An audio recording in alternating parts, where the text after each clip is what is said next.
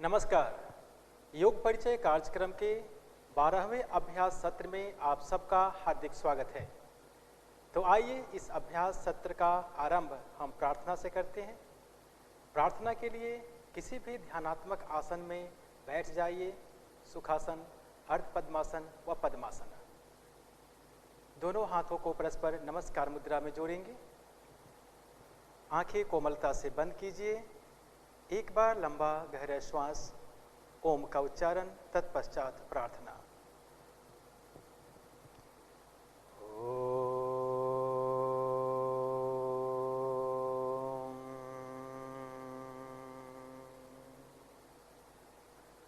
सहना भवतु सहनौ भुनक्तु सह वीर्यं करिवावहै तेजस्विनावधीतमस्तु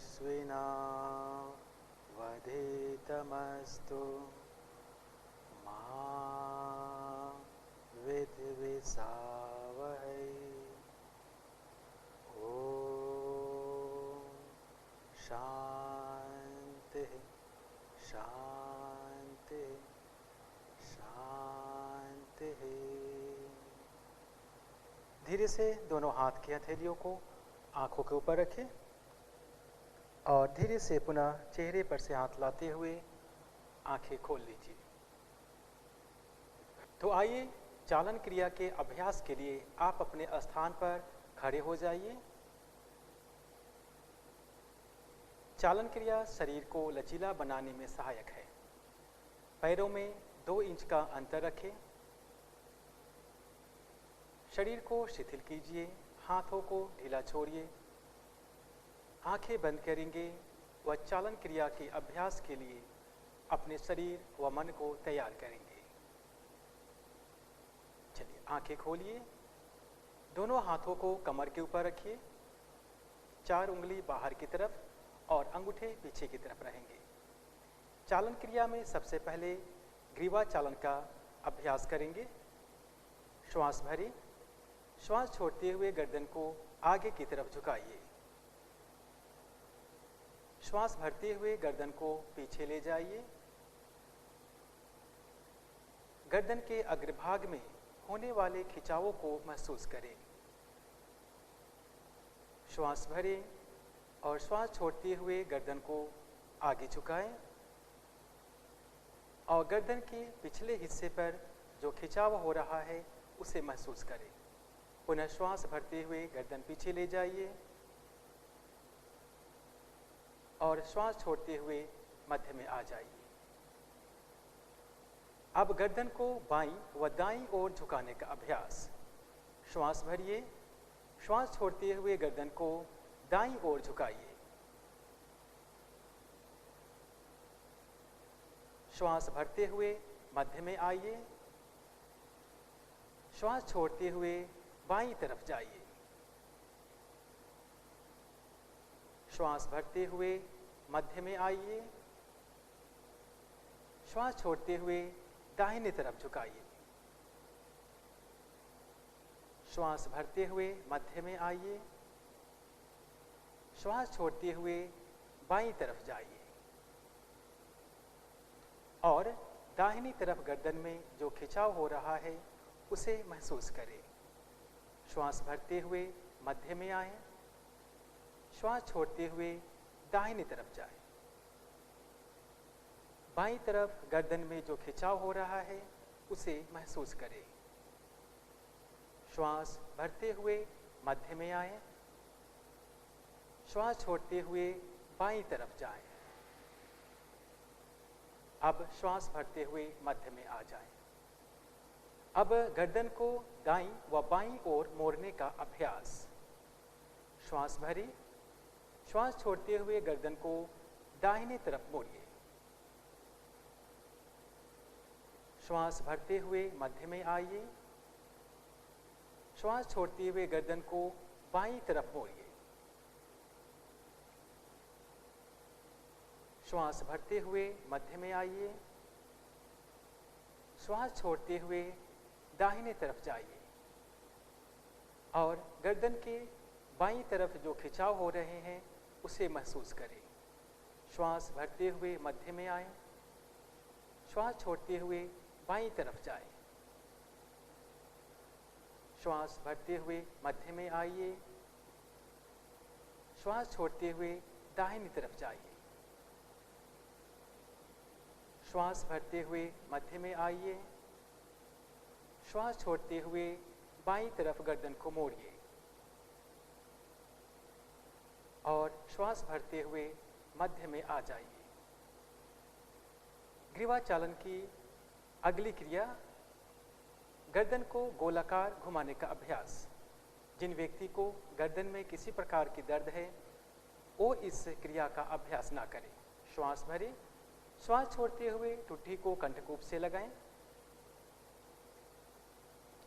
पुनः श्वास भरते हुए गर्दन को घड़ी की दिशा में गोलाकार घुमाएं।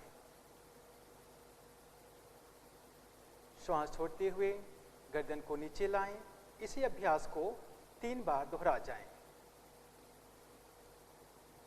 श्वास छोड़ते हुए नीचे, श्वास भरें, श्वास छोड़ते हुए नीचे लाएं। अब इसी क्रिया को विपरीत दिशा से 3 बार दोहराएं। श्वास भरें, श्वास छोड़िए, श्वास भरिए, श्वास छोड़िए। अंतिम बार श्वास भरिए और श्वास छोड़ दीजिए। मध्य में आए, श्वास छोड़ते हुए गर्दन सीधा करें और हाथों को पूर्व स्थिति में ले आएं। आंखों को बंद कीजिए और इस क्रिया का प्रभाव जो आपके ग्रीवा पर हुआ है उसे महसूस करें।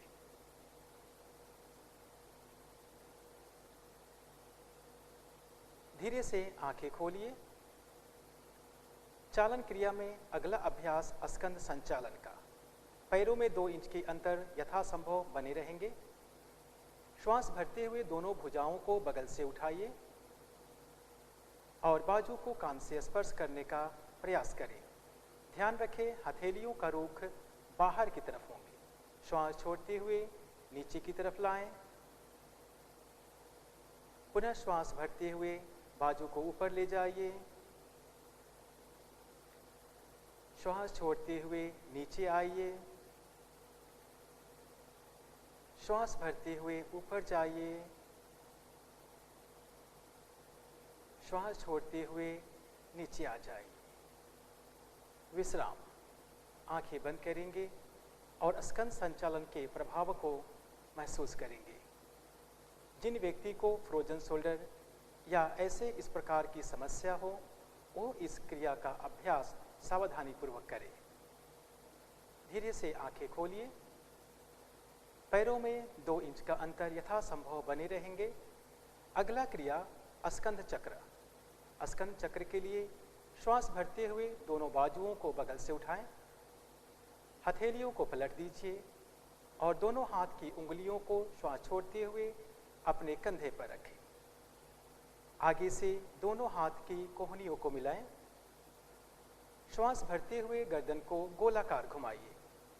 श्वास भरिए, श्वास छोड़ते हुए नीचे आइए। इसी क्रिया को 2 बार और दोहरा जाइए। श्वास भरें, श्वास छोड़िए, श्वास भरिए, श्वास छोड़िए। अब इसको विपरीत दिशा में करें। श्वास छोड़ते हुए ऊपर जाएं, श्वास भरते हुए मिलाएं केहनी को। पुनः 2 बार।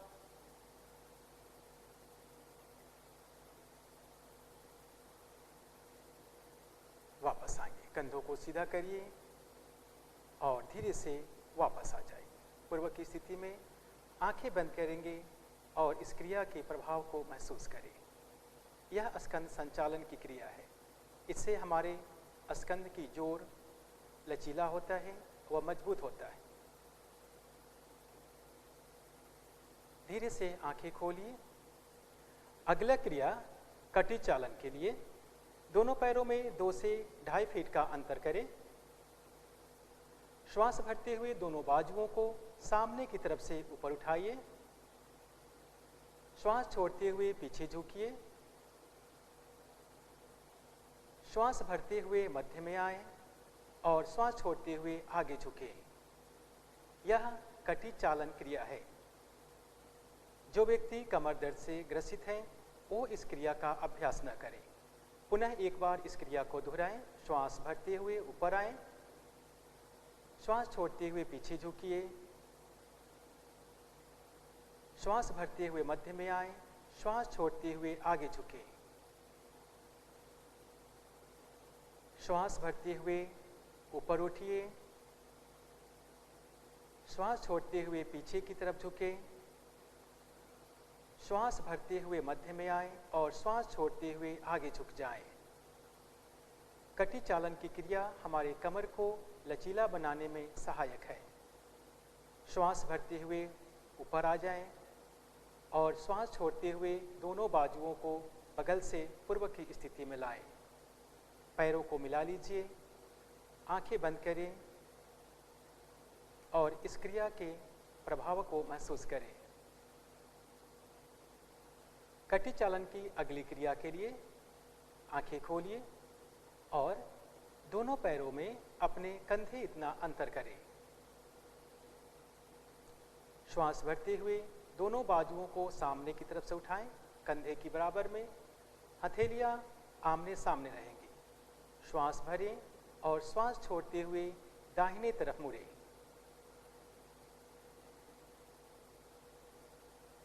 श्वास भरते हुए मध्य में आइए, श्वास छोड़ते हुए बाईं तरफ जाइए। श्वास भरते हुए मध्य में आए, श्वास छोड़ते समय दाहिनी तरफ जाएं। श्वास भरते हुए मध्य में आइए, श्वास छोड़ते हुए बाईं तरफ जाइए। श्वास भरते हुए मध्य में आइए, श्वास छोड़ते हुए दाईं तरफ जाइए। श्वास भरते हुए मध्य में आइए, श्वास छोड़ते हुए बाईं तरफ जाइए। श्वास भरते हुए मध्य में आए और श्वास छोड़ते हुए हाथों को नीचे कर लीजिए। पूर्व स्थिति में पैरों को मिलाइए, आंखें बंद कीजिए और इस कटी चालन की क्रिया का जो प्रभाव आपके कटी प्रदेश पर हुआ है उसे महसूस करें। यह क्रिया कटी को लचीला बनाता है व साथ ही साथ कटी को मजबूत करने में भी सहायक है। धीरे से आंखें खोलिए। चालन क्रिया का अगला अभ्यास में घुटना चालन, और घुटना चालन के लिए अपने पैरों में कंधे इतना अंतर करें। श्वास भरते हुए दोनों बाजुओं को कंधे के स्तर तक उठाएं। हथेलियां जमीन की तरफ रहेगी। श्वास भरें और श्वास छोड़ते हुए घुटना मोड़ते हुए बैठने की स्थिति में आ जाइए। श्वास भरते हुए वापस आए, श्वास छोड़ते हुए पुनः नीचे बैठे। श्वास भरते हुए वापस आए, श्वास छोड़ते हुए बैठ जाएं और श्वास भरते हुए वापस आएं और अपने दोनों बाजुओं को पूर्व की स्थिति में ले आएं। आंखें बंद करें। यह घुटना चालन की क्रिया है। यह घुटना को मजबूत बनाता है, परंतु जो व्यक्ति घुटने के दर्द से ग्रसित हैं वो इस क्रिया का अभ्यास ना करें। धीरे से आंखें खोलिए और अब हम चालन क्रियाओं के बाद योगासन का अभ्यास करेंगे। योगासन के लिए सबसे पहला अभ्यास हम तारासन का करेंगे। इसके लिए आप दिशा परिवर्तन करें। पैरों में 2 इंच का अंतर रखिए। श्वास भरते हुए दोनों बाजुओं को सामने की तरफ से उठाएं। दोनों हाथ की उंगलियों को फंसा दीजिए और हथेलियों को पलट दीजिए। श्वास भरते हुए दोनों हाथों को ऊपर की तरफ उठाइए। सामान्य श्वास प्रश्वास रखिए और अपने शरीर को पहले जांच लीजिए। आपका शरीर पैर से हाथ तक एक सीध में होना चाहिए। अब श्वास भरें श्वास भरते हुए अपने एड़ियों को जमीन से उठाइए। श्वास छोड़ते हुए सामान्य श्वास प्रश्वास में इस आसन में बने रहें। यह ताड़ासन है। श्वास छोड़ते हुए एड़ियों को जमीन पर लाएं और हाथों को पूर्व की स्थिति में ले आइए। आंखें बंद करें और इस आसन के प्रभाव को महसूस करें।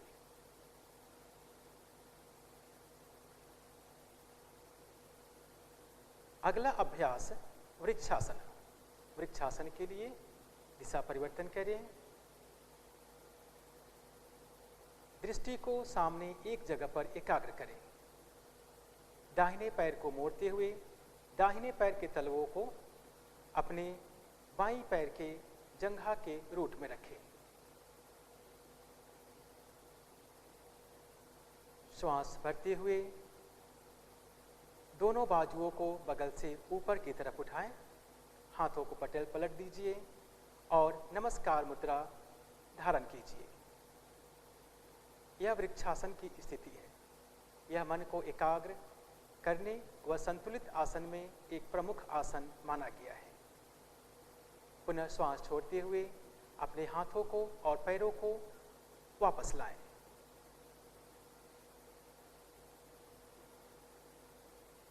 अब इसी आसन का अभ्यास दूसरे पैर से कर जाइए। श्वास छोड़ते हुए बाएं पैर को मोड़िए और बाएं पैर के तलवों को दाहिने पैर की जंघा के रूट में रखें। श्वास भरते हुए दोनों बाजुओं को ऊपर की तरफ उठाएं, हथेलियों को पलटें और नमस्कार मुद्रा धारण करें। सामान्य श्वास प्रश्वास में इस आसन में बने रहें।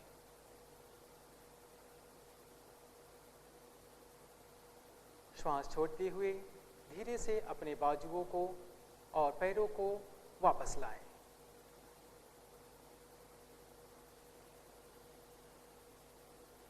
आंखें बंद कीजिए और इस वृक्षासन के प्रभाव को महसूस करें। धीरे से आंखें खोलिए। अगला आसन का अभ्यास करेंगे पादहस्तासन। पादहस्तासन के लिए दिशा परिवर्तन करें। पैरों में 2 इंच का अंतर बनाए रखें। श्वास भरते हुए दोनों हाथों को सामने की तरफ से ऊपर उठाएं। शरीर को खिंचाव दें और श्वास छोड़ते हुए कमर से आगे की तरफ झुकिए। हथेलियों को जमीन से स्पर्श करें और पुनः एक बार अपने हथेलियों को अपने पैर के अगल बगल में रखने का प्रयास करें। माथा को घुटने से लगाने का प्रयास कीजिए व घुटने से नीचे तक जाने का भी प्रयास करें। यदि आप पूर्व प्रैक्टिस कर रहे हैं तो प्रथम अवस्था में हमें पूर्ण अभ्यास नहीं करना है। इस स्थिति में बने रहें। श्वास की गति सामान्य रहेगी। श्वास भरते हुए अपने बाजुओं को ऊपर की तरफ उठाएं। धीरे धीरे ऊपर की तरफ आएं और श्वास छोड़ते हुए बगल से अपने बाजुओं को पूर्व स्थिति में लाएं और विश्राम करें। पादहस्तासन कमर को लचीला बनाता है, साथ ही हमारे मस्तिष्क में रक्त प्रवाह को संचालित करने में सहायक है। अगला अभ्यास अर्धचक्रासन। अर्धचक्रासन के लिए अपने हाथों को कमर पर रखिए। श्वास भरते हुए अपने गर्दन व कमर को पीछे की तरफ झुकाएं। कोहनियों को समानांतर करें। श्वास छोड़ते हुए सामान्य श्वास प्रश्वास में इस आसन में बने रहें। श्वास भरते हुए गर्दन व कमर को सीधा करें। श्वास छोड़ते हुए अपने हाथों को पूर्व की स्थिति में ले आइए। आंखें बंद कीजिए और इस आसन के प्रभाव को अपने कमर पे महसूस करें।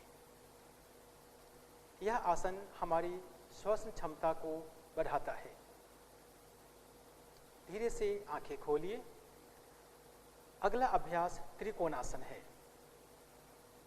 त्रिकोणासन के लिए दिशा परिवर्तन करें। अपने पैरों में 3 से 3.5 फीट तक का अंतर कीजिए।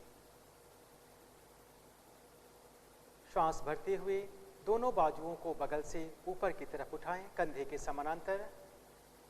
श्वास छोड़ते हुए दाहिने पैर को बाहर की तरफ निकालिए। पुनः श्वास छोड़ते हुए दाहिने साइड झुक जाइए और दाहिने हाथ की उंगली को बाएं पैर के पास रखने का प्रयास करें और गर्दन को घुमाते हुए अपने बाएं हाथ की मध्यमा उंगली को देखने का प्रयास करें। श्वास भरते हुए वापस आइए। श्वास छोड़ते हुए दाहिने पंजे को अंदर करें और बाएं पंजे को बाहर करें। इसी आसन का अभ्यास अब दूसरी दिशा से करेंगे। श्वास छोड़ते हुए बाईं तरफ झुक जाइए और गर्दन को घुमाते हुए दाहिने हाथ की मध्यमा उंगली को देखने का प्रयास करें। त्रिकोणासन यह वक्षस्थल व कमर के लिए एक महत्वपूर्ण आसन है। श्वास भरते हुए गर्दन को सीधा करें। श्वास छोड़ते हुए पैर व हाथों को वापस पूर्व की स्थिति में ले आइए। आंखें बंद कीजिए और इस आसन के प्रभाव को महसूस करें।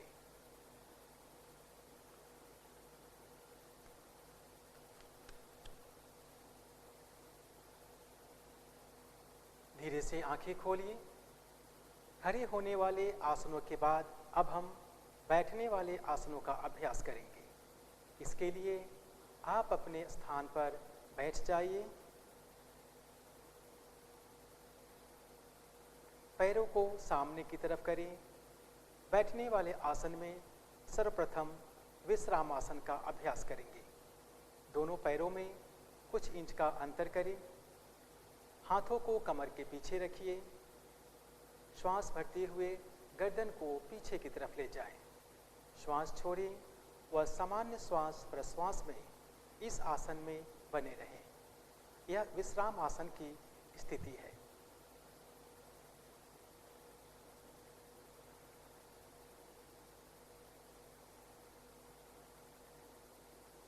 धीरे से आंखें खोलें और गर्दन को सीधा कर लीजिए।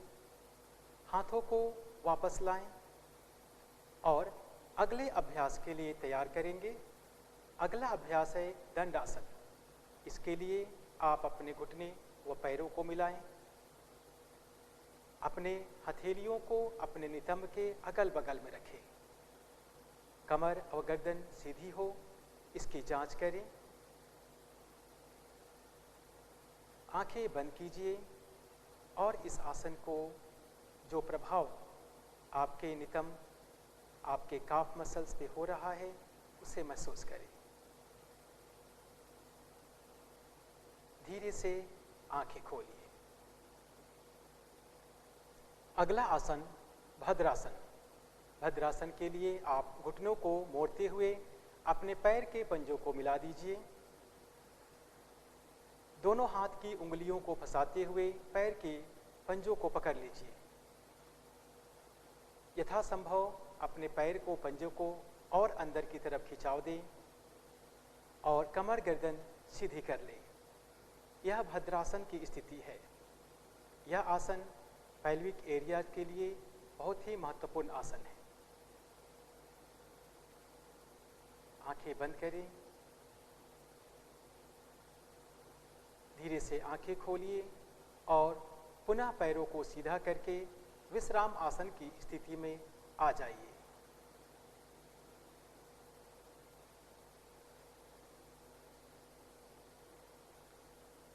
पुनः एक बार आंखें खोलें, वापस आएं और अगले आसन के लिए तैयार करें।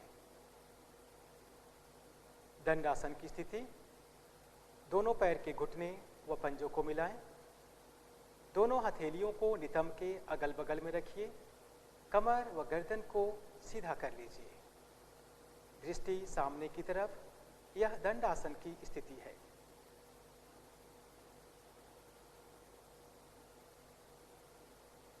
आंखें खोलें।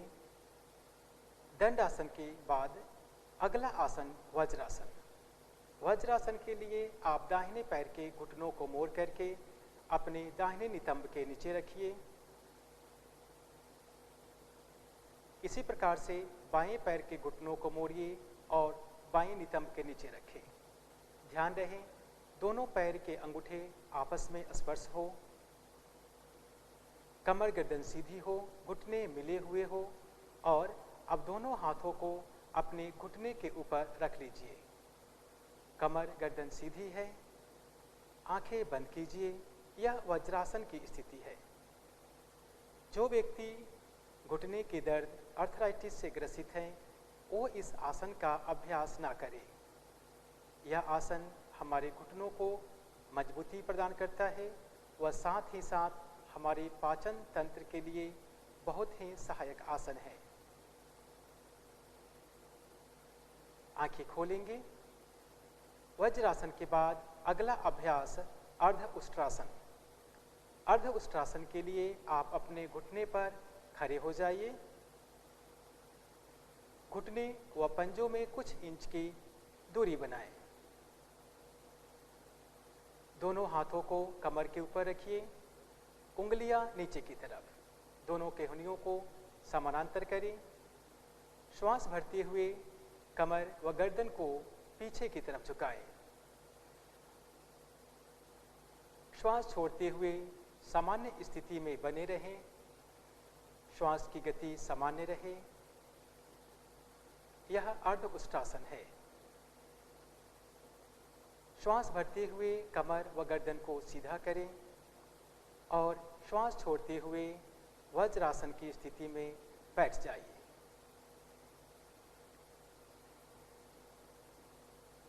अगला अभ्यास उष्ट्रासन।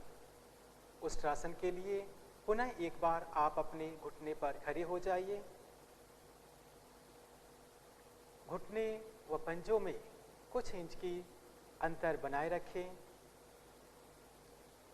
श्वास भरते हुए कमर व गर्दन को पीछे ले जाइए व दाहिने हाथ से दाहिने पैर के तलुओं को पकड़िए, बाएं हाथ से बाएं पैर के तलुओं को पकड़िए और कमर को धीरे धीरे आगे की तरफ खिंचाव दें। गर्दन को ढीला छोड़िए, कंधों को ढीला छोड़िए। किसी प्रकार की तनाव इस आसन में ना हो, इसका जांच करें।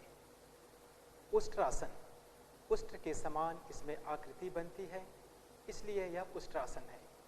यह कमर को लचीला बनाता है, साथ ही हमारे वक्ष प्रदेश के लिए एक महत्वपूर्ण आसन है। श्वसन क्षमता को मजबूती प्रदान करने में भी सहायक है। श्वास भरते हुए कमर व गर्दन को सीधा करें और श्वास छोड़ते हुए वज्रासन में बैठ जाइए। आंखें बंद कीजिए और इस आसन के प्रभाव को महसूस करें। धीरे से आंखें खोलिए और अगला आसन शशक आसन। शशक आसन के लिए दोनों घुटनों में कुछ इंच की अंतर बनाएं। हथेलियों को जमीन पर रखें। श्वास भरिए और श्वास छोड़ते हुए बिना नितंब उठाए आगे की तरफ अपने छाती व ठुड्डी को जमीन से लगाने का प्रयास करें। यह शशक आसन की स्थिति है। शशक आसन तनाव व घबराहट को दूर करने में सहायक है। सामान्य श्वास प्रश्वास में बने रहेंगे। श्वास भरते हुए धीरे से वापस आएं और श्वास छोड़ते हुए घुटनों को मिलाएं और वज्रासन की स्थिति में विश्राम करें।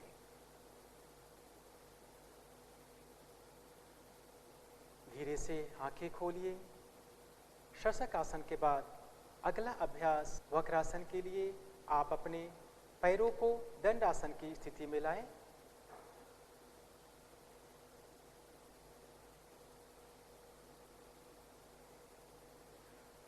वक्रासन हमारे मेरुदंड को मोड़ने का एक महत्वपूर्ण आसन है। यह आसन हमारे पेट व छाती के लिए अच्छा आसन बताया गया है। तो वक्रासन के लिए दाहिने पैर को घुटने को मोड़ते हुए दाहिने पैर के तलवों को बाएं पैर के घुटने के पास रखिए। दाहिने हाथ को कमर से पीछे रखें। अब बाएं हाथ से दाहिने पैर के घुटनों को लपेटते हुए बाएं हाथ की हथेली को दाहिने पैर के पंजे के पास रखिए अथवा आप दाहिने पैर के पंजे को पकड़ लीजिए। श्वास छोड़ते हुए कंधे व गर्दन को घुमाइए। सामान्य श्वास प्रश्वास में इस आसन में बने रहे। यह आसन मधुमेह को संतुलित करने में सहायता प्रदान करता है। श्वास छोड़ते हुए गर्दन को वापस लाएं। बाएं हाथ को वापस लाएं और दाहिने पैर को सीधा कर लीजिए। अब इस आसन को दूसरी तरफ से दोहराएंगे। बाएं पैर के घुटनों को मोड़िए और बाएं पैर के पंजों को दाहिने पैर के घुटने के नजदीक रखें। अब बाएं हाथ को नितंब के पीछे रखिए। दाहिने हाथ से बाएं पैर के घुटनों के ऊपर से लपेटिए व दाहिने हाथ से बाएं पैर के पंजों को पकड़ लीजिए अथवा बाएं पैर के पंजे के समीप रखिए। श्वास छोड़ते हुए कंधे व गर्दन को मोड़ दीजिए। यह वक्रासन की स्थिति है। यह आसन रीढ़ की हड्डी को लचीला बनाता है व साथ ही मधुमेह को नियंत्रित करने में सहायक है। श्वास छोड़ते हुए गर्दन को सीधा करें, हथेलियों को सीधा करें और हाथों को भी सीधा करके बाएं पैर के घुटनों को सीधा कर दीजिए और विश्राम आसन की स्थिति में आ जाइए।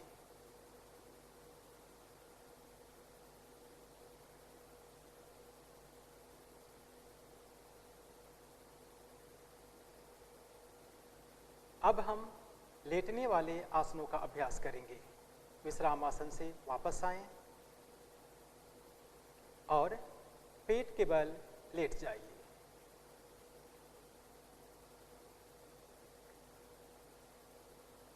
दोनों पैरों में कुछ इंच का दूरी बनाएं।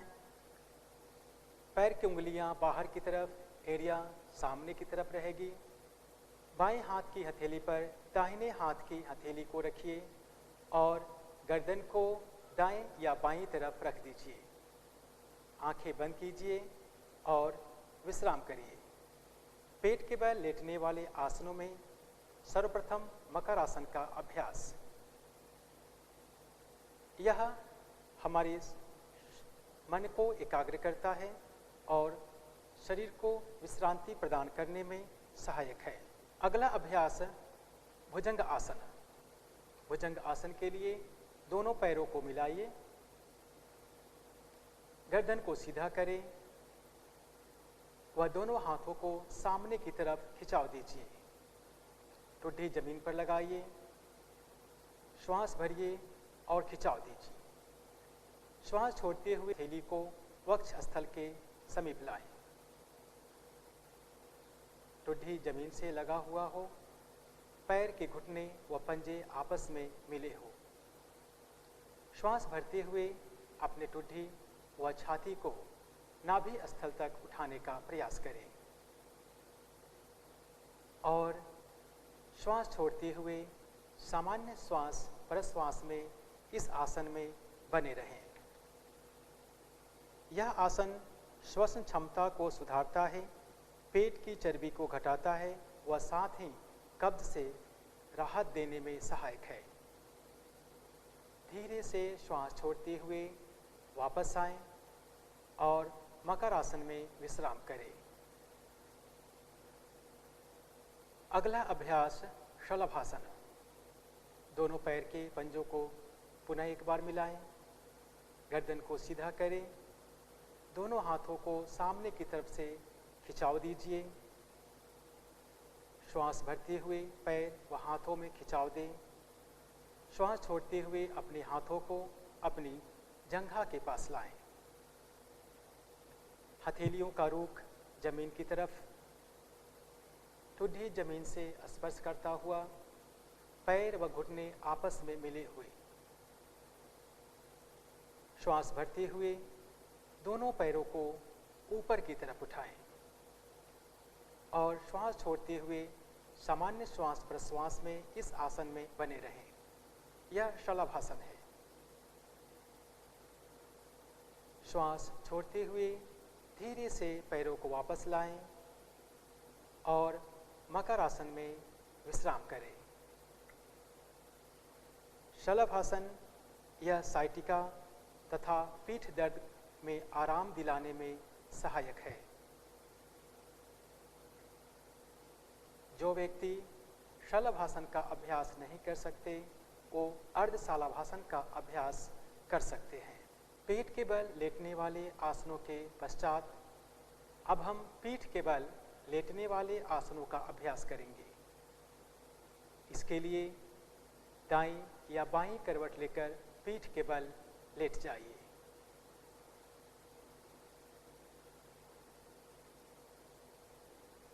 पैरों में कुछ इंच की अंतर करें। हथेलियों का रुख आसमान की तरफ, हथेलियां शरीर से कुछ इंच की दूरी पर। शरीर ढीला करें व श्वास के प्रति सजग रहें। आंखें कोमलता से बंद कीजिए। यह शवासन की स्थिति है। अगला अभ्यास सेतुबंध आसन। सेतुबंध आसन के लिए दोनों पैरों को मोड़ लीजिए और दोनों पैरों को नितंब के पास लाएं। हाथों से पैर के टखने को पकड़िए। श्वास भरते हुए अपने नितंब को ऊपर की तरफ उठाइए और सामान्य श्वास प्रश्वास में इस आसन में बने रहे। इस आसन की आकृति पुल के समान होती है, इसलिए इसे सेतुबंध आसन कहा गया है। यह आसन अवसाद को रोकने में बहुत ही सहायक है। श्वास छोड़ते हुए नितंब को नीचे लाएं, पैरों को सीधा करें और शवासन में विश्राम करें।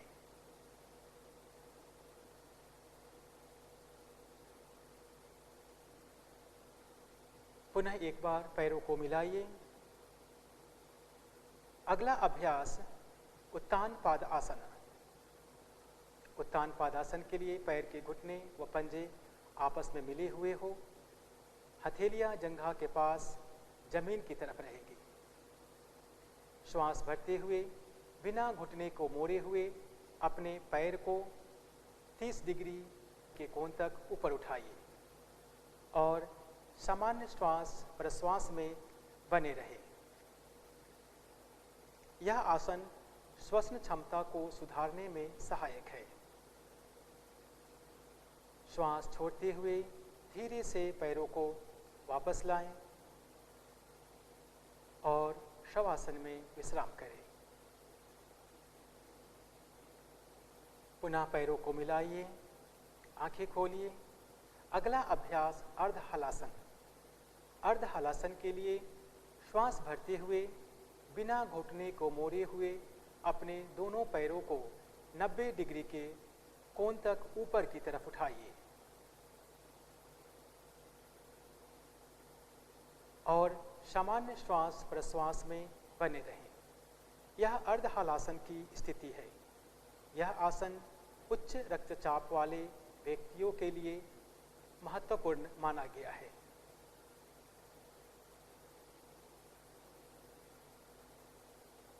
अब श्वास छोड़ते हुए धीरे धीरे पैरों को वापस लाएं। ध्यान रहे आपका घुटना ना मुड़े, सिर ऊपर की तरफ ना उठे। शवासन में विश्राम करें। पैरों को मिलाइए, आंखें खोलिए। अगला अभ्यास पवन मुक्तासन। श्वास भरते हुए दोनों पैरों को 90 डिग्री के कोण तक ऊपर उठाइए। श्वास छोड़ते हुए घुटनों को मोड़िए और वक्षस्थल के समीप लाइए।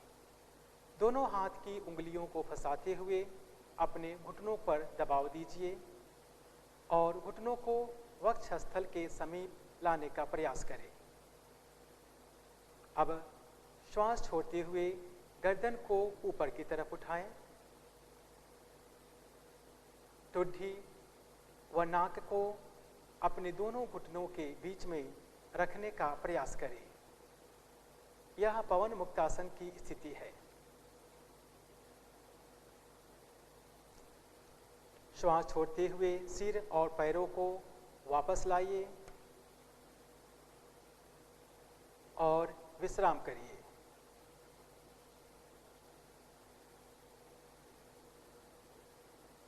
यह आसन पाचन तंत्र को मजबूत बनाने में सहायक है। शवासन के लिए पैरों व हाथों में उचित दूरी बनाएं। हथेलियां आसमान की तरफ खुला रखें।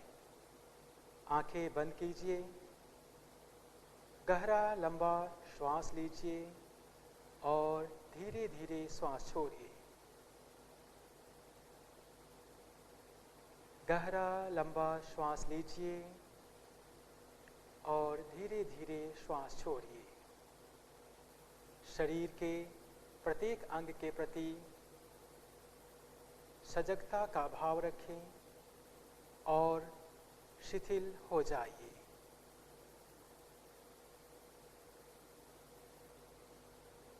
शरीर के प्रति सजगता बनी रहे।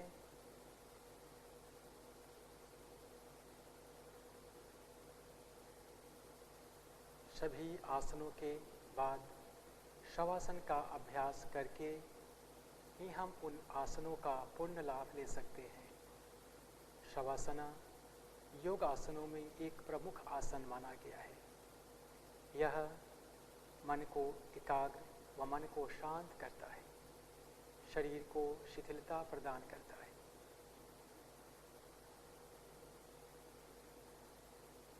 अब पैर की उंगलियों व हाथ की उंगलियों में हलचल करें। बाईं या दाईं करवट लेकर उठ करके बैठ जाइए।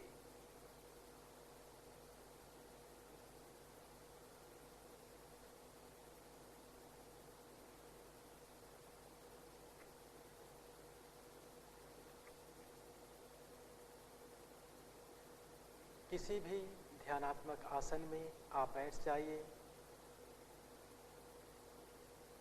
चालन क्रिया व योगासन के पश्चात अब हम प्राणायाम का अभ्यास करेंगे। प्राणायाम में सर्वप्रथम कपालभाति क्रिया का अभ्यास करने के लिए तैयार हो जाइए। कमर गर्दन सीधी, दोनों हाथ घुटने पर ज्ञान मुद्रा में रखें। आंखें कोमलता से बंद रहेगी। कपालभाति का 2 चक्र का अभ्यास करेंगे। पहले चक्र में 30वां चक्र और दूसरे में भी हम 30 चक्र का अभ्यास करेंगे। पहले चक्र में 30 आवृत्ति व दूसरे चक्र में भी 30 आवृत्ति का अभ्यास करेंगे। श्वास भरें व श्वास छोड़ते हुए अपनी उदर की मांसपेशियों को अंदर की तरफ खिंचाव दें और प्रयास करें 1 सेकंड में 1 आवृत्ति हो। सामान्यतः आप 1 सेकंड में 2 आवृत्ति भी कर सकते हैं, परंतु यहाँ पर हम 1 सेकंड में 1 आवृत्ति करेंगे जो 30 चक्र का होगा। लंबा श्वास भरें, श्वास छोड़िए।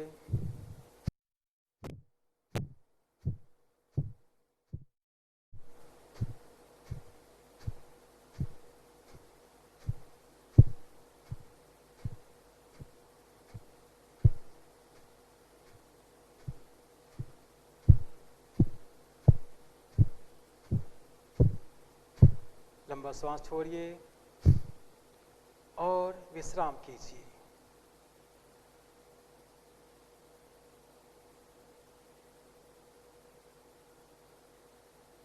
बार दूसरे चक्र के लिए लंबा श्वास लीजिए, श्वास छोड़िए और उदर की मांसपेशियों पर दबाव डालते हुए चक्र का अभ्यास करें।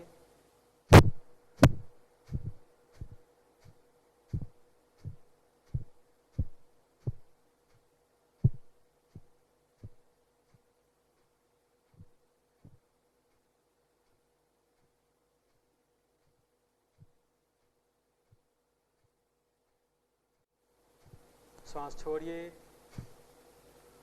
और विश्राम कीजिए। यह कपालभाति की 2 चक्र का अभ्यास किया, एक चक्र में 30 आवृत्ति। कपालभाति श्वसन अंग के कार्यों को सुधारने में सहायक है। वह यह कफ विकारों को दूर करने में भी सहायक है।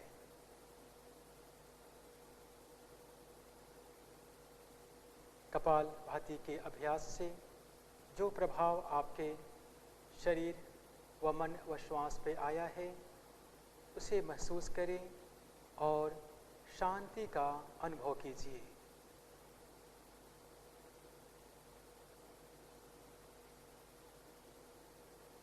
कपालभाति के बाद अगला अभ्यास करेंगे अनुलोम विलोम प्राणायाम का अभ्यास। इसके लिए बाईं हाथ ज्ञान मुद्रा में बनी रहेगी, आंखें बंद रहेंगी। दाहिने हाथ से प्राणायाम नासाग्र मुद्रा बनाएं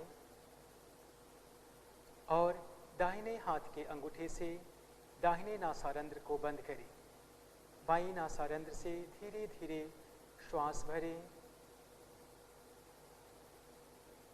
बाईं नासारंध्र को बंद करें और दाहिने नासारंध्र से धीरे धीरे प्रश्वास करें। पुनः दाहिने नासारंध्र से श्वास भरें और बाईं नासारंध्र से धीरे धीरे प्रश्वास करें। यह अनुलोम विलोम का एक चक्र है। ऐसे 4 चक्र का अभ्यास करें। ध्यान रहे अभ्यास करते समय आपके श्वास व प्रश्वास की गति लंबा, गहरा, धीमा व लयबद्ध होना चाहिए। हर श्वास और प्रश्वास के प्रति सजग रहें। श्वास लयबद्ध हो इसका ध्यान रखें।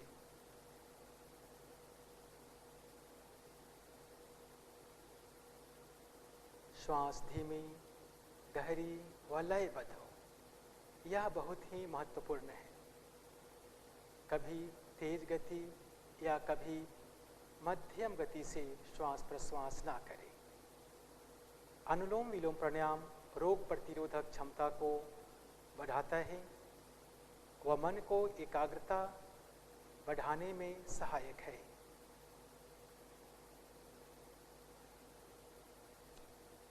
प्रथम अवस्था में श्वास प्रश्वास की गति अपनी क्षमता के अनुसार करें। तत्पश्चात दीर्घकालीन अभ्यास करने के बाद श्वास प्रश्वास की गति को लंबा और लंबा करने का प्रयास करते जाना है। 4 चक्र पूरा होने के पश्चात बाईं नासारंध्र से प्रश्वास कर इस अनुलोम विलोम प्राणायाम का समापन करेंगे। ध्यान रहे जब भी आप अनुलोम विलोम प्राणायाम का समापन करें तो बाईं नासारंध्र से प्रश्वास करके ही आप अनुलोम विलोम का समापन करें ताकि संपूर्ण चक्र हो सके। इस प्राणायाम के प्रभाव को अपने मन के ऊपर, श्वास के ऊपर जो प्रभाव आपने किया है, जो देखा है, उसे महसूस करें।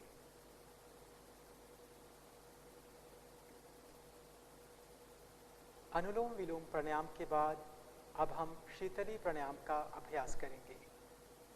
शीतली प्राणायाम मन की एकाग्रता को बढ़ाता है व साथ ही उच्च रक्तचाप वाले व्यक्तियों के लिए यह लाभदायक प्राणायाम है। इसके लिए आप अपनी जिह्वा को ढकेलते हुए बाहर की तरफ निकालें व एक ट्यूब नुमा नलिका बनाएं और जिह्वा से ही धीरे धीरे लयबद्ध श्वास भरें। जिह्वा को अंदर करें और नासारंध्र से प्रश्वास करें। यह शीतली प्राणायाम का एक चक्र हुआ। ऐसे 4 चक्र का अभ्यास अपनी क्षमता के अनुसार कर जाइए। शीतली प्राणायाम करते समय ध्यान रखना है यह शुद्ध वातावरण, शुद्ध वायु में ही होना चाहिए। ऐसे जगह पर ना करें जहाँ पर नुकसान हो। कफ या अस्थमा से जनित व्यक्ति इस प्राणायाम का अभ्यास ना करें। यह प्राणायाम मन की एकाग्रता को बढ़ाता है व साथ ही उच्च रक्तचाप वाले व्यक्तियों के लिए भी लाभदायक है।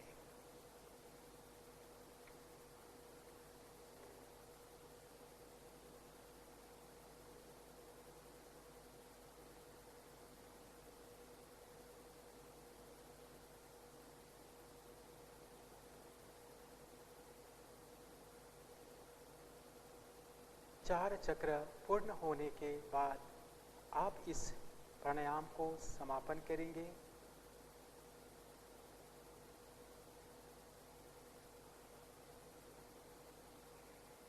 इस प्राणायाम के प्रभाव को अपने शरीर व मन के ऊपर देखने का प्रयास करें। अगला प्राणायाम भ्रामरी। पहले हम बिना सन्मुखी मुद्रा के भ्रामरी प्राणायाम का अभ्यास करेंगे। हाथ ज्ञान मुद्रा में यथासंभव बने रहेंगे। कमर गर्दन सीधी रहेगी। नासारंध्र से धीमा लंबा व लयबद्ध श्वास भरें व श्वास छोड़ते हुए भ्रमर के समान मकार ध्वनि का गुंजन करें।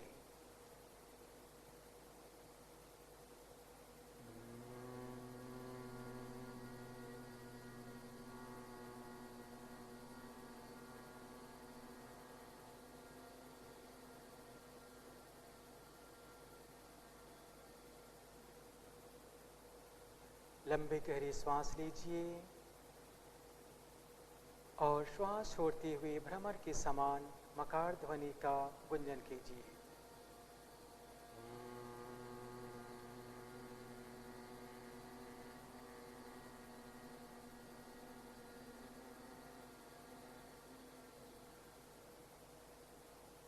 श्वास भरिए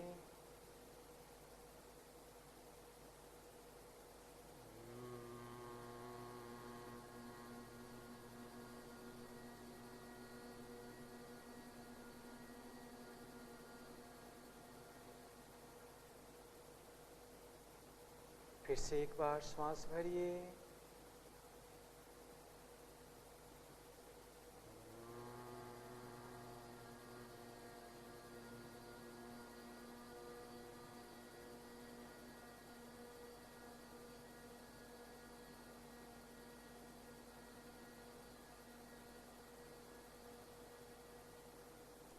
अंतिम बार एक बार और कर जाइए। श्वास भरिए, लंबा श्वास भरिए।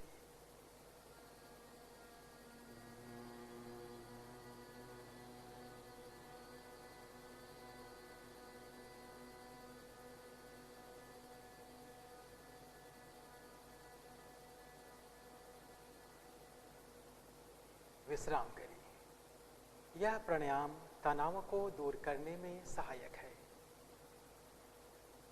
अब इसी प्राणायाम को हम शनामुखी मुद्रा के साथ करेंगे। शनामुखी मुद्रा के लिए शनामुखी मुद्रा धारण करें। अंगूठे से दोनों कर्ण को बंद करें और तर्जनी उंगली को आँख के ऊपर, मध्यमा को दोनों नासारंध्र के अगल बगल में रखिए। अनामिका उंगली को ऊपरी ओर पर और छोटी उंगली को निचली ओर पर रखें। पुनः श्वास भरें और श्वास छोड़ते हुए मकार ध्वनि का गुंजन करें।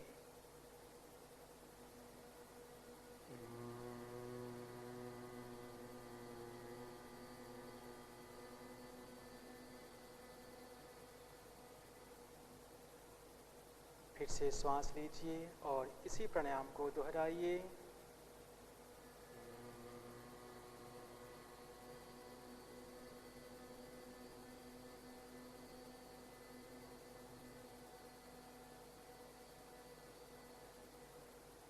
फिर गहरी श्वास लीजिए।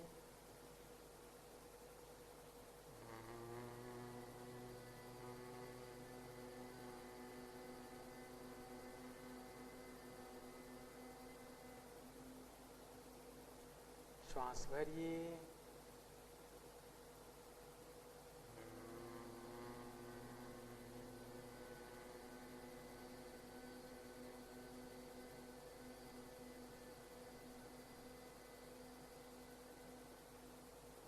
अंतिम बार एक बार पुनः करें इसी प्राणायाम को।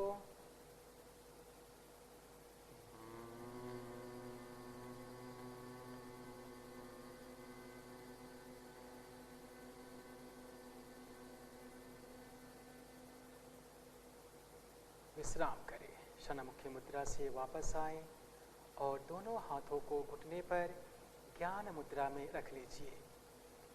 इस भ्रामरी प्राणायाम से जो आपके मस्तिष्क में जो मकार ध्वनि का गुंजन हुआ है, उस गुंजन को महसूस करें, उस ध्वनि को महसूस करें जो आपके मस्तिष्क में अभी हुआ है। यह तनाव को दूर करने में बहुत ही लाभदायक प्राणायाम है। हाथ ज्ञान मुद्रा में, कमर गर्दन सीधी, आंखें कोमलता से बंद रहेगी। अब हम ध्यान का अभ्यास करेंगे। ध्यान योग की एक महत्वपूर्ण अंग है। ध्यान के बिना हम योग की परिकल्पना भी नहीं कर सकते। ध्यान योग का सबसे जरूरी अंग है। यह मन को शांत रखता है और हमें आत्म अनुभूति की ओर ले जाता है। सर्वप्रथम अपने ध्यान को अपने शरीर के प्रति सजग करें, अर्थात आप जिस आसन में बैठे हैं उस आसन के प्रति सजग हो। प्रयास करें जब तक हम ध्यान का अभ्यास करें हमारे शरीर में किसी प्रकार की हलचल ना हो। ध्यान करते समय हमारे मन में अनेक प्रकार के विचार आते हैं। उन विचारों के प्रति सजग होना है। उन विचारों को आदर भाव से देखना है। उन विचारों को देखते समय मन में ऐसी स्थिति बिल्कुल ना लाएं जो आपको परेशान करे। जो विचार आपके मन मस्तिष्क में आ रहे हैं उन विचारों को सरल भाव से देखते जाइए। अब उन विचारों को वहीं पर छोड़ दीजिए और धीमी और गहरी श्वास लीजिए और गहरी और लयबद्ध श्वास को बाहर निकालिए। धीमी और गहरी श्वास लीजिए। धीमी व गहरी श्वास को छोड़िए। शुद्ध विचार और भावनाओं के प्रति सजग हो जाइए। अपने मन में शुद्ध विचार को धारण करिए। अपने मन में शुद्ध भाव को धारण करिए और उसके प्रति सजग हो जाइए। मेरे मन में शुद्ध विचार हैं, मेरे मन में शुद्ध भाव हैं, ऐसा विचार करिए। अपने पूरे ध्यान को अपने श्वास प्रश्वास के प्रति सजग करें। हमें आत्म अनुभूति की ओर ले जाता है। जब हमारे विचार हमारे भाव शुद्ध होंगे तो स्वयं ही हम आत्म अनुभूति की ओर जाएंगे। यही ध्यान का लक्ष्य है। और अब निर्विचार होने का प्रयास कीजिए। आपके विचार व भाव शुद्ध हो चुके, आपके हृदय में प्रणव का धारण है, तो अब निर्विचार हो जाइए। कोई विचार ना हो मन में, कोई विचार ना हो मन में, निर्विचार हो जाइए और ध्यान में लीन हो जाइए और ध्यान में लीन हो जाइए।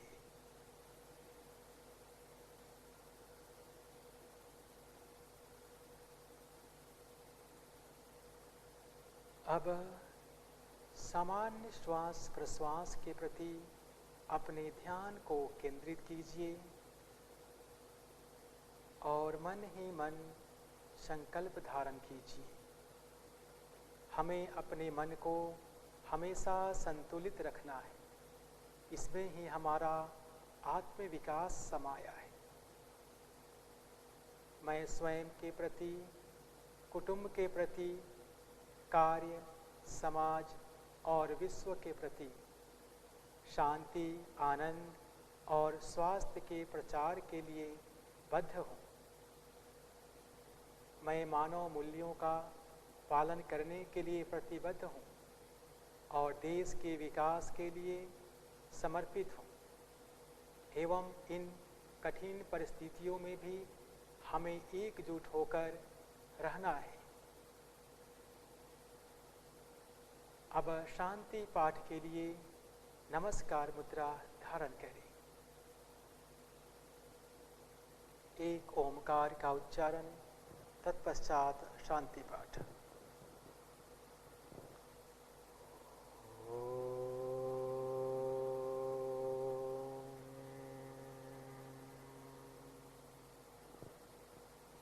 सर्वे भवन्तु सुखिनः, सर्वे सन्तु निरामयाः, सर्वे भद्राणि पश्यन्तु, मा कश्चित् दुःखभाग् भवेत्, मा कश्चित् दुःखभाग् भवेत्। ओम शांति शांति शांति। धीरे से दोनों हथेलियों को अपनी आँखों के ऊपर रखें और समय लेते हुए धीरे से अपनी हथेलियों को वापस लाएं और आंखें खोल लीजिए। आज की इस अभ्यास सत्र को यहीं पर समाप्त करते हैं। धन्यवाद।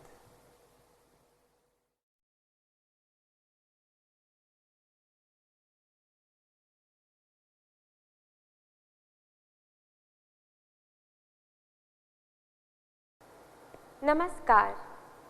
योग परिचय कार्यक्रम के 12वें दिवस के व्याख्यान सत्र में आप सभी का हार्दिक स्वागत है। व्याख्यान सत्र का आरंभ हम प्रार्थना के साथ करेंगे। आंखों को कोमलता से बंद करें। दोनों हाथ नमस्कार मुद्रा में। लंबा गहरा श्वास लें।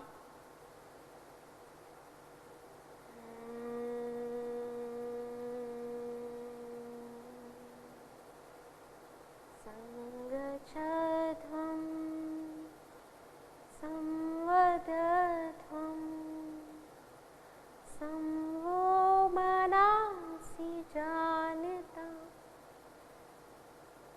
संगच्छध्वं संवदध्वं संवो मनांसि जानता। देवाभागं यथा पूर्वे संजानाना उपासते।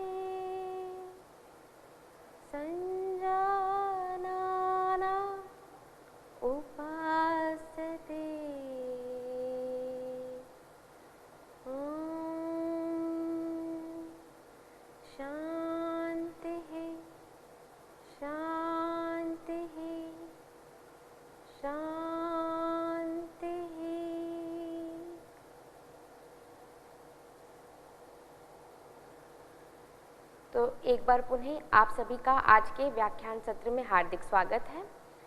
आज का हमारा विषय है स्वास्थ्य एवं कल्याण के लिए यौगिक जीवन शैली के सिद्धांत।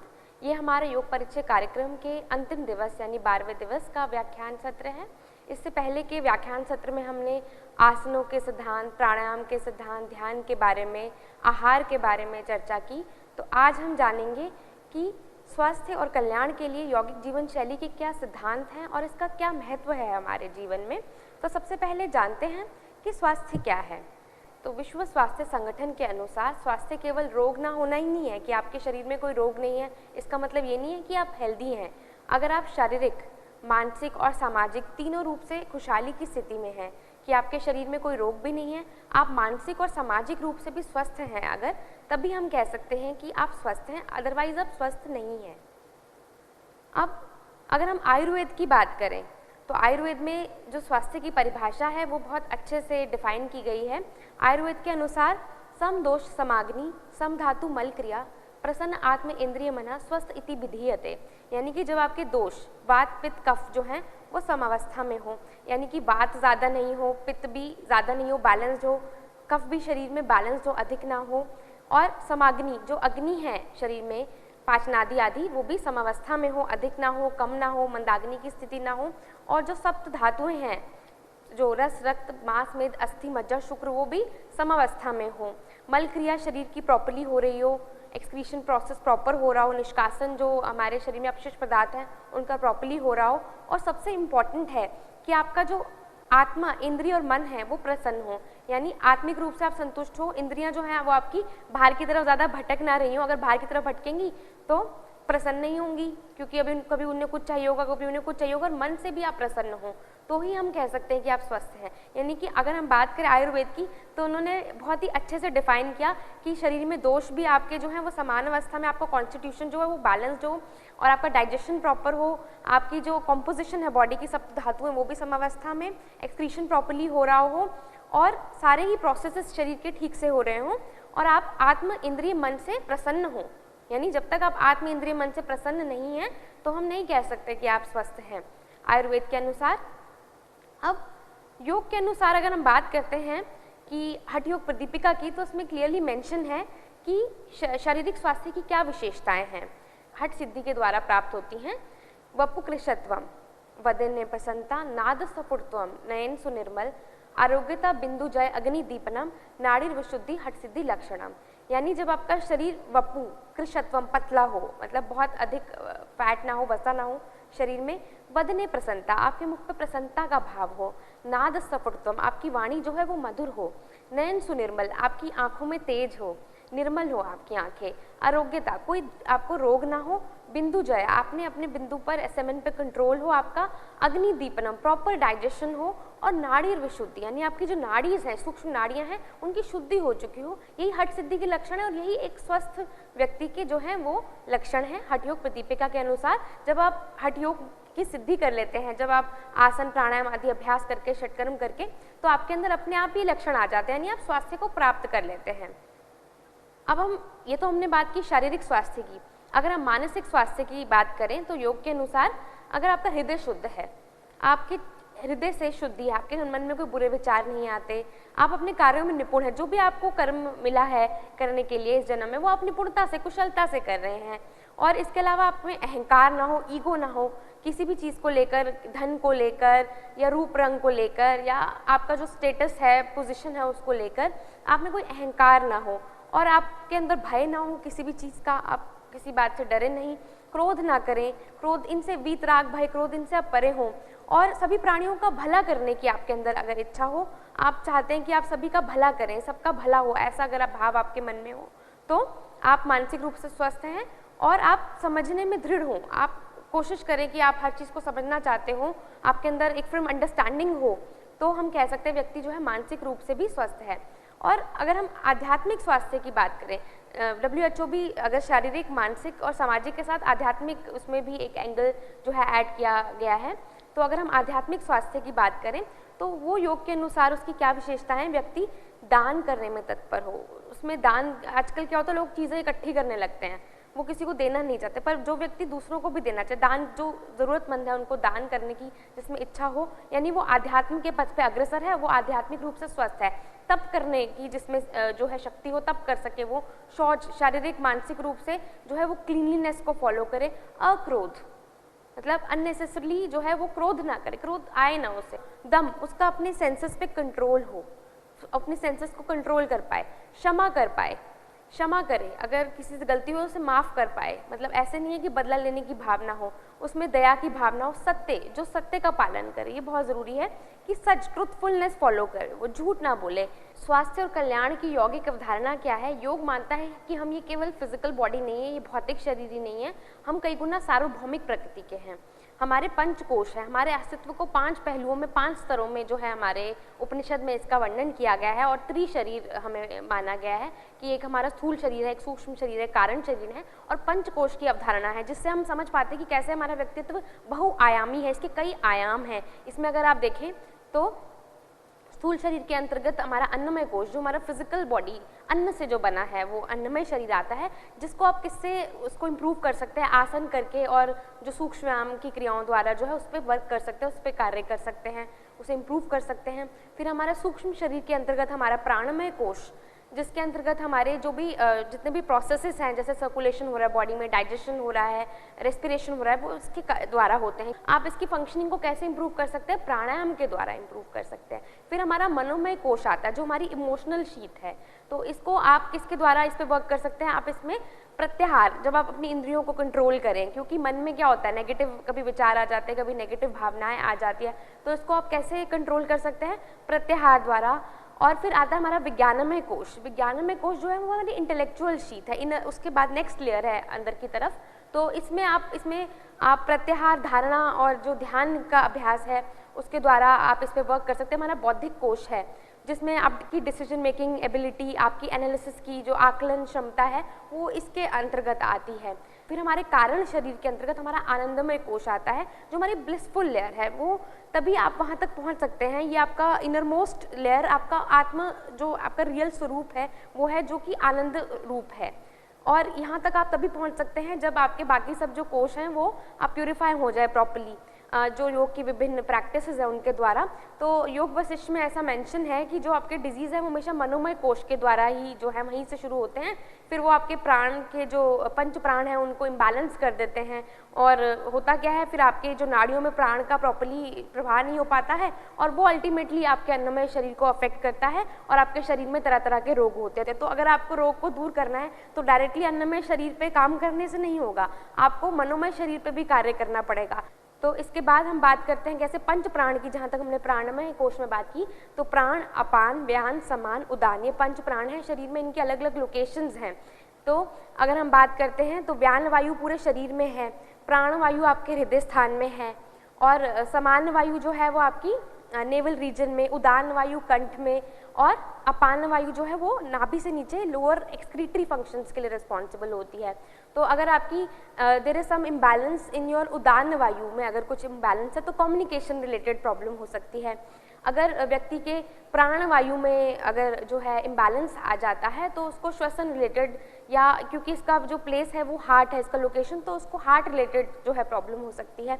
समान वायु में इम्बैलेंस होने की वजह से डाइजेस्टिव इश्यूज आ सकते हैं, पर्सन की वर्किंग एबिलिटी में भी जो है इसका अफेक्ट पड़ता है, क्योंकि एनर्जी लेवल्स वहीं से रिलेटेड है, आपकी जो डाइजेशन एंड प्रोसेस जो है एसिमिलेशन उसके द्वारा। अगर समान वायु जो है तो वो आपके सर्कुलेशन, ब्लड सर्कुलेशन की हम बात करते हैं, या नर्व इम्पल्सेस के कंडक्शन की बात करते हैं, तो उसमें प्रॉब्लम आ जाती है, वहाँ इम्बैलेंस हो। और अपान वायु में अगर इम्बैलेंस हो जाता है तो एक्सक्रीटरी प्रोसेसेस जो है शरीर के वो ठीक प्रकार से नहीं हो पाते हैं। फिर कल्याण के लिए, वेलनेस के लिए एक त्रिगुणों का संतुलन की बात की, कि जो हमारा शरीर है, जैसे कि आप सभी जानते हैं कि प्रकृति जो है वो त्रिगुणमयी है सांख्य के योग के अनुसार। सत्व, रजस और तमस, ये 3 गुण जो हैं ये प्रकृति के हैं, और जब वो पुरुष के साथ, पहले तो ये बैलेंस में रहते हैं, जब वो पुरुष के साथ मिलती है तो क्या होता है, इम्बैलेंस क्रिएट हो जाता है इनमें, और इससे जीव की उत्पत्ति होती है।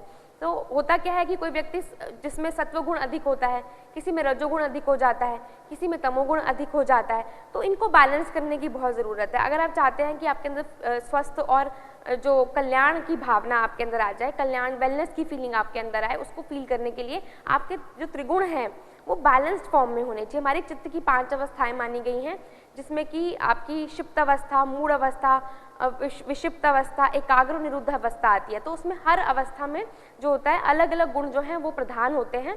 तो एकाग्र और जो अवस्था है उसमें सत्व गुण अधिक है जैसे कि, तो आप उसको धीरे धीरे आप वहाँ तक पहुँच सकते हैं। और फिर जो निरुद्ध अवस्था होती है वो तो गुणातीत अवस्था है, वो बियॉन्ड द गुणाज है।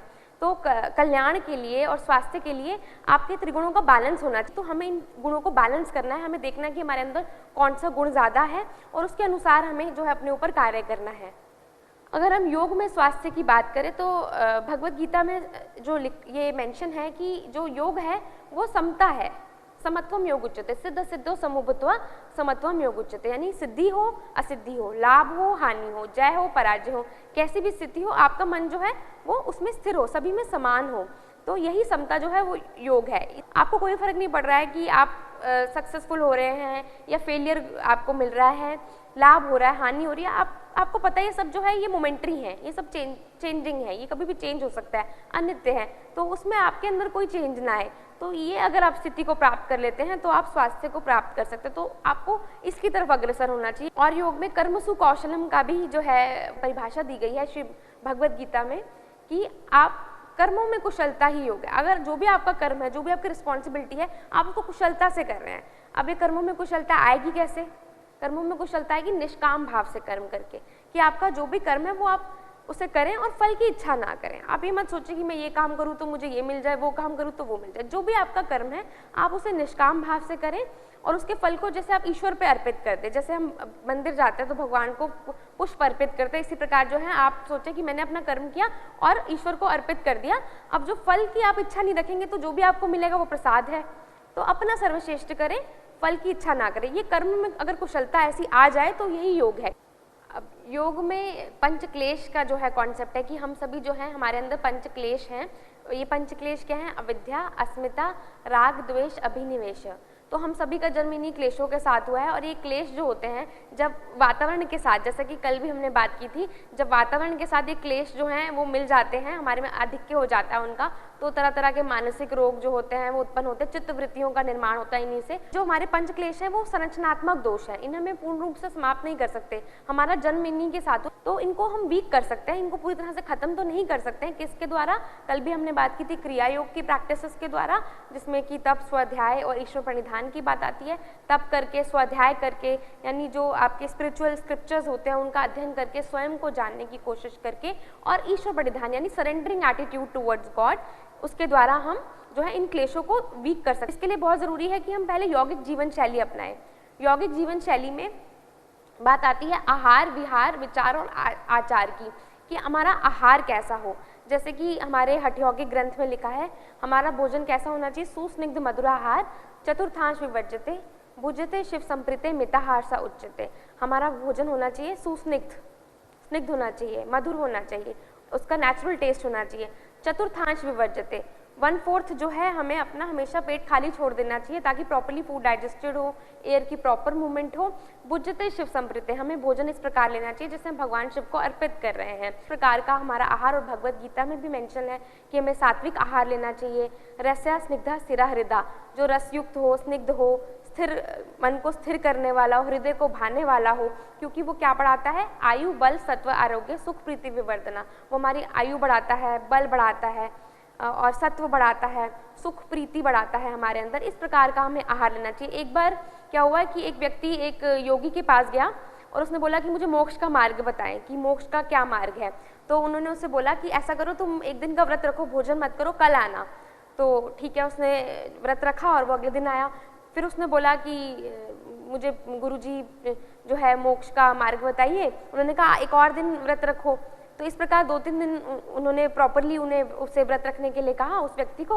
और जब वो थोड़े दिन के बाद आया तो उसने खुद ही बोला कि जो भोजन है वही जो है ईश्वर है, वही ब्रह्म है, तो आहार जो है ब्रह्मन। तो ये बेसिकली इसका तात्पर्य है कि हमारे जो पुराने जो हमारे ग्रंथ है उनमें भी कहा गया है कि जो भोजन है वह स्वयं ब्रह्मा है और जो है उसका एसेंस विष्णु है और जो ले रहे हैं भोजन को वो जो है साक्षात योगी शिव हैं। ये हमारे जीवन में आहार का महत्व है।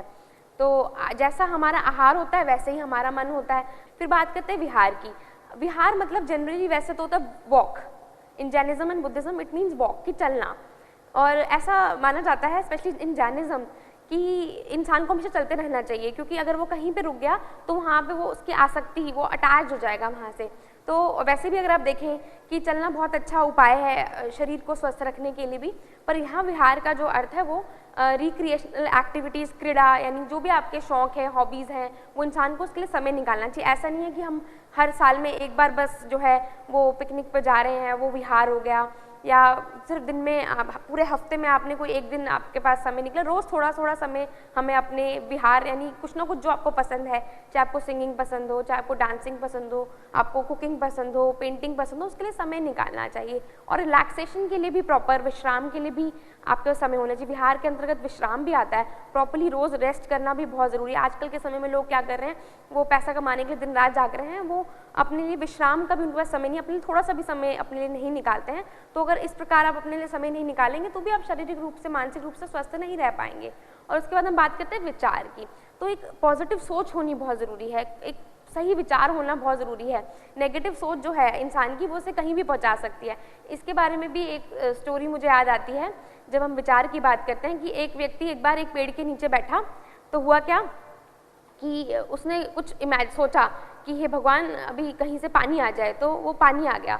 तो उसने सोचा कि अरे ये कैसे, जैसे ही मैंने इस पेड़ के नीचे सोचा पानी आ जाए तो पानी आ गया, तो ये ज़रूर कोई कल्प वृक्ष है। फिर उसने थोड़ी देर बाद सोचा कि भोजन आ जाए, भोजन भी आ गया। अब उसके मन में कुछ गलत विचार आ गया कि कहीं हे भगवान, डर आ गया कि कहीं से शेर तो नहीं आ जाएगा, तो शेर आ गया। फिर अब उस शेर को देख के वो डर गया, उसने सोचा कि कहीं मुझे खा तो नहीं जाएगा, तो वो उसे खा गया और वो व्यक्ति, उसकी मृत्यु हो गई। तो विचार जो होते हैं वो इतने शक्तिशाली हो सकते हैं। विचार जो होते हैं इंसान को हेवन और हेल दोनों कंडीशन उसके लिए जो है वो बना सकते हैं। अगर आपके सही विचार हैं तो आपके लिए किसी भी कंडीशन में आप जो है वो सुखी रह सकते हैं। अगर आपके मन में नेगेटिव विचार आ जाए, डर आ जाए, भय आ जाए, तो आप अच्छी से अच्छी कंडीशन में भी जो है दुखी रह सकते हैं। तो ये विचार की इंपॉर्टेंस होती है। इसके लिए एक तो आपको बहुत ज़रूरी है कि आप हमेशा पॉजिटिव सोचें। जब भी हमारे योग में कॉन्सेप्ट आता है वितर्क बाद में प्रतिपक्ष भावना, जब भी नेगेटिव थॉट आपके माइंड में आए तो आप उसको पॉजिटिव से सब्स्टिट्यूट कर दें, उसको चेंज कर दें, उसकी जगह पॉजिटिव सोचें। तो ये बहुत ज़रूरी है एक स्वस्थ जीवन के लिए कि आपके मन में सही विचार आए, पॉजिटिव विचार आए। और आचार, एक प्रॉपर रूटीन होनी भी बहुत ज़रूरी है। There should be a proper routine. एक डिसिप्लिन अगर आपकी लाइफ है तो ही आप हेल्दी रह सकते हैं, तभी आप हैप्पी रह सकते हैं। जैसे कि अगर हम रोज़ जो है अलग अलग रोड से जाते हैं, अलग अलग रास्ता अपनाते हैं, तो हमारा ध्यान हमेशा रास्ते पे ही रहेगा, है ना।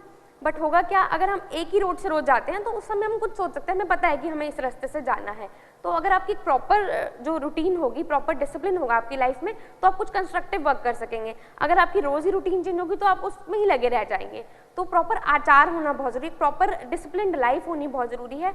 तो ये यौगिक जीवन शैली के 4 पिलर्स हैं इंपॉर्टेंट, आहार, विहार, आचार, विचार, इनको फॉलो करना। इसके अलावा हमारे पतंजलि योग सूत्र में चित्त प्रसादन के जो हैं वो उपाय बताए गए हैं, जो कि मेरे फेवरेट हैं।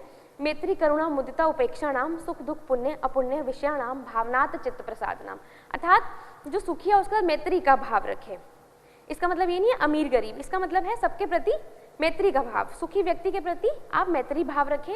और कोई दुखी है तो उसके लिए करुणा का भाव। करुणा सिर्फ ऊपर से दिखाने के लिए नहीं होनी चाहिए, एक आंतरिक करुणा का भाव आपके मन में होना चाहिए। कोई दुखी व्यक्ति है और कोई अच्छा कार्य करे तो उसे देख के प्रसन्न हो, मुदिता का भाव हो।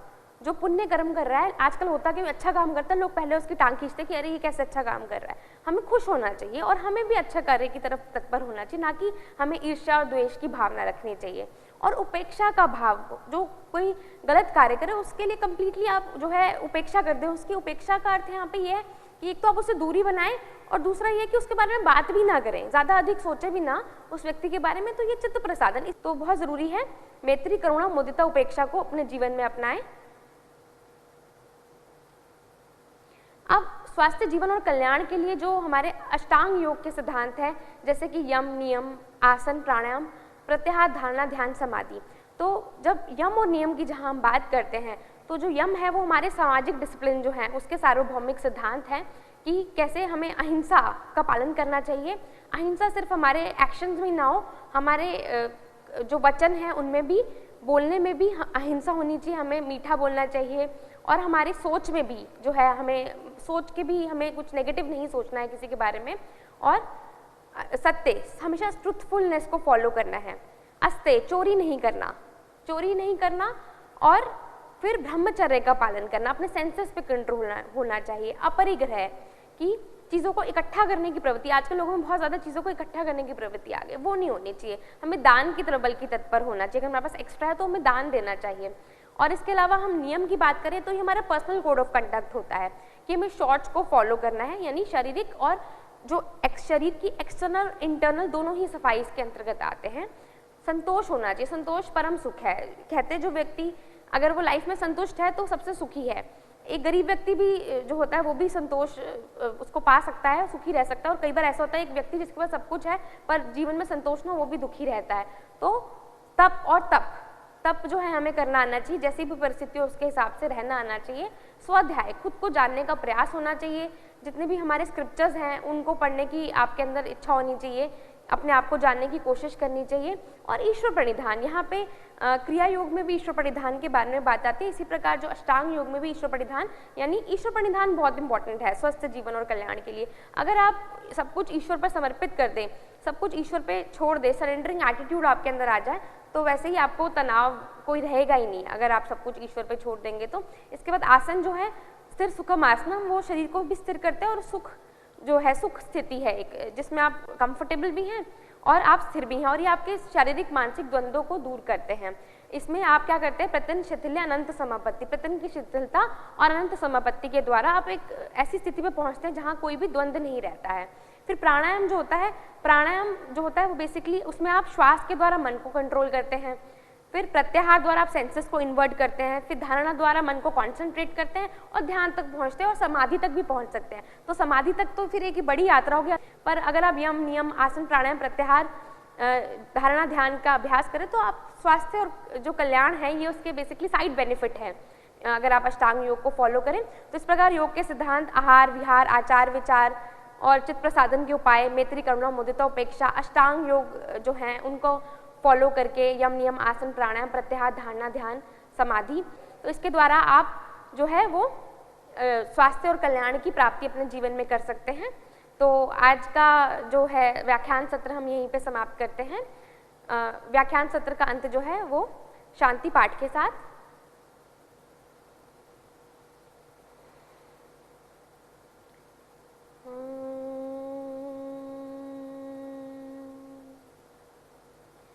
सर्वे भवन्तु सुखिनः, सर्वे सन्तु निरामयाः,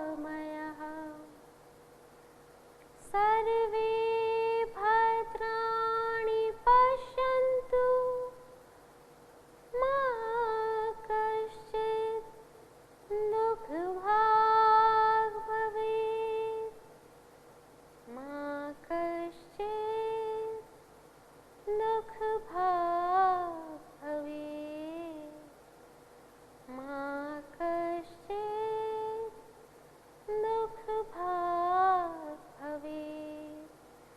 ॐ शान्तिः शान्तिः शान्तिः।